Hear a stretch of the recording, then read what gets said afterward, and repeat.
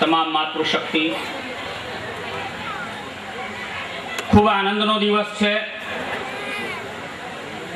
પંચા પારાયણ, જ્ઞાન યજ્ઞ, મૂર્તિ પ્રતિષ્ઠા મહોત્સવ નિમિત્તે, નૂતન મંદિરના નિર્માણના નિમિત્તે મેં તો જૂનું મંદિર જોયેલું વાગરા ગામમાં, અહીંયા આવેલો પણ ખરો કર્યા છે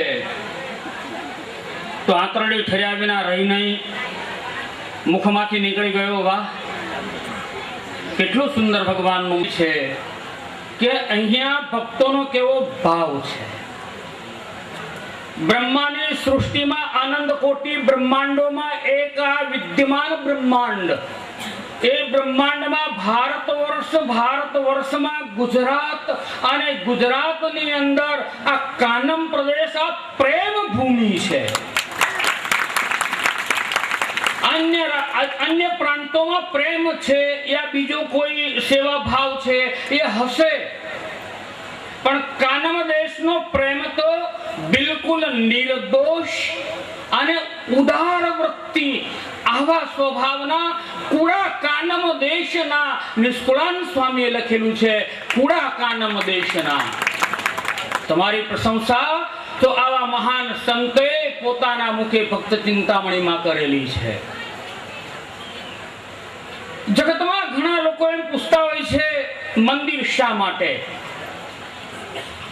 વળી ઘણા તો એક કદમ આગળ વધીને બોલી નાખે છે, બકી નાખે છે કે મંદિરોમાં પૈસા આપી શું કામ છે? મંદિરમાં તો ઘણા પૈસા છે. ઓ મૂર્ખના જામ, મંદિર ના હોત તો આ ફોજ ક્યાં હોત? આ મંદિરો છે તો અમે તમારી સામે ઊભા છીએ, અને આ બધું જે તમારી આંખથી, તમારા અંતરથી તમે પ્રેક્ટિકલ અનુભવ કરી રહ્યા છો. સુંદર મંદિર બન્યું. એકવાર નારદ મુનિ વૈકુંઠમાં ગયા ભગવાનના દર્શન કરવા, ભગવાન નહીં મળ્યા. પૂછું ભગવાન ક્યાં? તો કે સત્યલોકમાં ગયા હશે. સત્યલોકમાં જઈને જોયું, ભગવાન નહીં મળ્યા. ભગવાન ક્યાં? તો કે કૈલાસમાં હશે. કૈલાસમાં ગયા, ત્યાં ભગવાન નહીં મળ્યા. નારાયણ. તો કે ભગવાન ક્યાં? કે પાતાળમાં હશે. તો પાતાળની અંદર તપાસ કરી, ભગવાન ત્યાં પણ નથી. નારદ મુનિ નિરાશ થયા અને પાછા મૃત્યુલોકમાં ફરતા રસ્તામાં ભગવાન નારાયણ સામે મળ્યા. નારદ મુનિએ વંદન કર્યા, પ્રભુ આપ ક્યાં હતા? તો ભગવાન સ્વયં નારાયણ નારદજીને કહે છે, નાહમ વસામે વૈકુંઠે યોગીનામ હૃદયેન ચ મદ ભક્તા યત્ર ગાયંતિ તત્ર તિષ્ઠામિ નારદ. હું વૈકુંઠમાં નથી રહેતો, હું યોગીઓના હૃદયમાં નથી રહેતો, લક્ષ્મી પાસે નથી રહેતો, હું ક્યાંય નથી રહેતો. મારા ભક્તો જ્યાં મંજીરા ઢોલક લઈ કીર્તન કરે છે, ગાન કરે છે, ત્યાં હું રહું છું. એટલે આ મંદિર ભજન કરવા બનાવ્યું છે. અહીંયા ભજન કરશો તો ભગવાન અહીંયા રહેશે. માળા કેમ ફેરવવી, પૂજા કેમ કરવી, તિલક કેમ કરવું, શા માટે તિલક કરવું વગેરે જ્ઞાન છે મંદિરમાં પ્રાપ્ત થાય છે. માટે મંદિરની આવશ્યકતા છે. મનસઃ પાપાની ધીર્યતે શિર્યતે ઇતિ મંદિરમ. મનના જે પાપ છે સવારથી સાંજ સુધીમાં જે કંઈ શુભાશુભ કર્યા હોય એના નિવારણ માટે સાયં ગંતવ્ય વનમહમ, સાયંકાળે ભગવાનના મંદિર પ્રત્યે જવું અને શાંતિનો અનુભવ કરવો જોઈએ. શા માટે મંદિરો? તો બ્રિટનના લોકો, બ્રિટન દેશ ગૌરવ લે છે કે બ્રિટનની અંદર 5000 સિનેમા થિયેટર છે. એના બ્રિટનીઓ ગૌરવ લે છે. અંગ્રેજો એ મૂર્ખાઓને ખબર નથી, અમારા હિન્દુસ્તાનના એક અયોધ્યાની અંદર 6000 મંદિરો છે. 5555 માત્ર વૃંદાવનમાં મંદિરો છે, એનું અમને ગૌરવ છે. અરે મંદિર ગામે ગામ નહીં, મોહલ્લે મોહલ્લે હોવું જોઈએ, ઘરે ઘરે મંદિર હોવું જોઈએ, દિલ પ્રત્યે મંદિર હોવું જોઈએ. સારી દુનિયાને મંદિર બનાવી દેવું જોઈએ. મંદિર શા માટે ના હોવું? આ એક સુંદર નૂતન મંદિર બનાવ્યું. એમના તાટિયાની કઢી થઈ ગઈ હશે. આજુબાજુના જે ગામો છે, ભરૂચથી આરંભી અને સરભાણ છે, કેસલું છે, દોરા, દાંડા, કારેલા, કુરચન, સમની વગેરે, આમોદ વગેરે ગામો, આ બધા હરિભક્તોએ અને દેશ પરદેશના હરિભક્તો જે કોઈ બી હશે બધાએ નાનામાં નાની સેવાથી માંડી અને મોટામાં મોટી સેવા કરી હશે અને આ તમામ હરિભક્તોનો સહકાર મળ્યો હશે અને એ સહકારના કારણે આવું સુંદર મંદિર થઈ ગયું. તો એનો સૌ કોઈ લાભ લેજો. વક્તા મહોદયશ્રી એમનો તો હું એટલો ગૌરવ લઉં કે અમારા અને સ્વાભાવિક છે મનમાં એવું રહે કે આ તો અમારા વંશજ છે. આ ગળું તાણી તાણી તમે ચોર બની જાજો, એને જે કઈ કીધું બધું ચોરી લેજો. હા, કઈક લેજો આમાંથી. વિશેષ કઈ ના કહેતા, સમયની પાબંદી છે. અસ્તુ જય સ્વામિનારાયણ કરીને આપણે 3:30 અને 3:45 વાગ્યા સુધી તમારી કથાનું શ્રવણ કરીશું. ત્યાર પછી 4 વાગે આજના ધન્યવાદ તાળીઓના નાદથી આ બંને ગુરુ ભાઈઓ પધારો. શાસ્ત્રી તમારા ચેલા દાદા છે બધા. આવો આવો.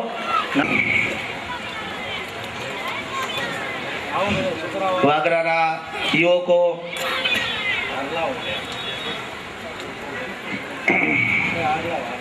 સમક્ષ રજૂ કરું છું. ત્યાર પછી ટૂંક સમયમાં પણ હું સભાને પૂર્ણતા તરફ લઈ જઈશ. આપણે જે કાયમી તિથિ માટે જાહેરાત કરી છે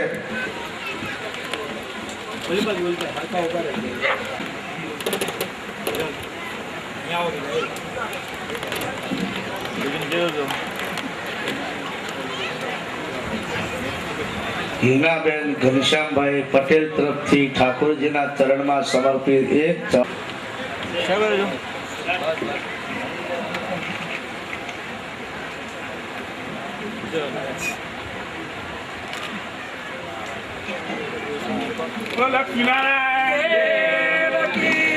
સ્વામી આ ભેટ સ્વીકારે. બાળધૂળ મંડળના બાળકો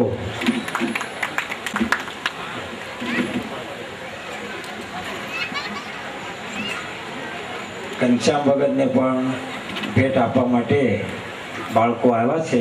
તો ઘનશ્યામ ભગત આગળ આવે.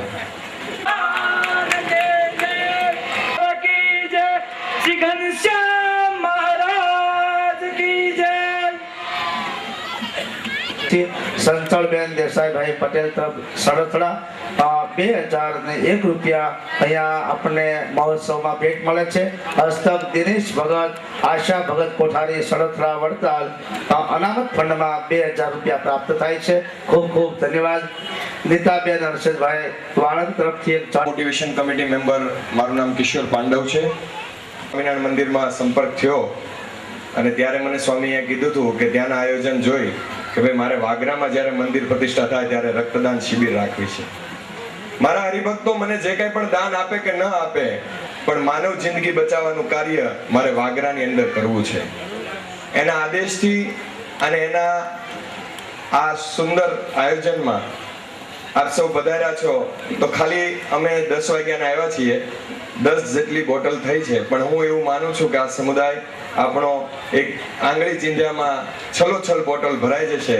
વક્તા મહોદયે આપણને રક્તદાન વિશે તો જણાવ્યું જ છે અને જાણીએ પણ છીએ જે ઘરમાં બ્લડની જરૂર પડે એને ખબર હોય છે કે લોહીની કિંમત શું છે. લાખો કરોડોનું દાન આપણે અહીંયા કરીએ એ ઉચિત, પણ એક માનવ જિંદગી બચાવવાનું કાર્ય જ્યારે આપણા હાથમાં આવ્યું છે, કેમ કે જ્યારે વાગરા ગામ આવું કોઈ આયોજન કરે અને ત્યારે રક્તદાન શિબિર યોજાય, પણ આજે આપણા હાથમાં આવ્યું છે. 18 વર્ષની ઉંમર હોય, 50 કિલો વજન હોય, કોઈ પણ વ્યક્તિ બ્લડ આપી શકે છે. સુરત લોક સમર્પણ બ્લડ બેંક આપણી સાથે આ સહયોગમાં છે અને આપ સર્વે હરિભક્તો અને યુવાન મિત્રો, આપ સૌને કહું છું કે મેં 36 વખત બ્લડ આપ્યું છે. હું આપની સમક્ષ ઊભો છું, મને કોઈ પ્રોબ્લેમ નથી. બ્લડની અંદર એક એસટીપી કરીને એક બ્લડ આવે છે. આમોદથી પધારેલા ઢોલકી વાદક રમેશભાઈ પણ ખૂબ સારો સંગીતકારોને સહકાર આપી રહ્યા છે. તેઓ રમેશભાઈ પણ પૂજ્ય વક્તા શ્રી અને માધુસાઈ પાસે આવે. ખૂબ ખૂબ આપ સર્વનો ખૂબ ઉદાર ભાવથી, ઉદાર હાથે અમને સહયોગ પ્રાપ્ત થયો છે. જેમાં ભાઈ શાહ ભરૂચ, હસ્તક મનોજ શાહ 1501 રૂપિયા, ચંદ્રવદન પ્રભુભાઈ પટેલ કલમ, હસ્તક હેમાંગીબેન આફ્રિકા 1501 રૂપિયા, અક્ષર નિવાસી મણિબેન ઈશ્વરભાઈ પટેલ વાગરા, હસ્તક વસંતભાઈ 1501 રૂપિયા, પન્નાબેન નરેન્દ્રભાઈ પટેલ વડોદરા 2501 રૂપિયા, અક્ષર નિવાસી સેવા કરતા રહો. ખૂબ ખૂબ ધન્યવાદ. છેલ્લે એક વિનંતી કરીશ, જેટલા ભાઈઓ અહીંયા આ પ્રસાદ લેવાની વ્યવસ્થા થાય. પ્રસાદ લેશે માટે આપ પણ ભાઈઓને મારી એક નમ્ર અપીલ છે, બહેનોના વ્યવસ્થા માટે બહેનોની વધારે પડતી ગીર્દીના કારણે એક વ્યવસ્થામાં સહકાર આપવા માટે તમામ ભાઈઓ અહીંયાથી જ્યારે આ છત્રને પૂર્ણ કરું ત્યાર પછી બહાર નીકળશે.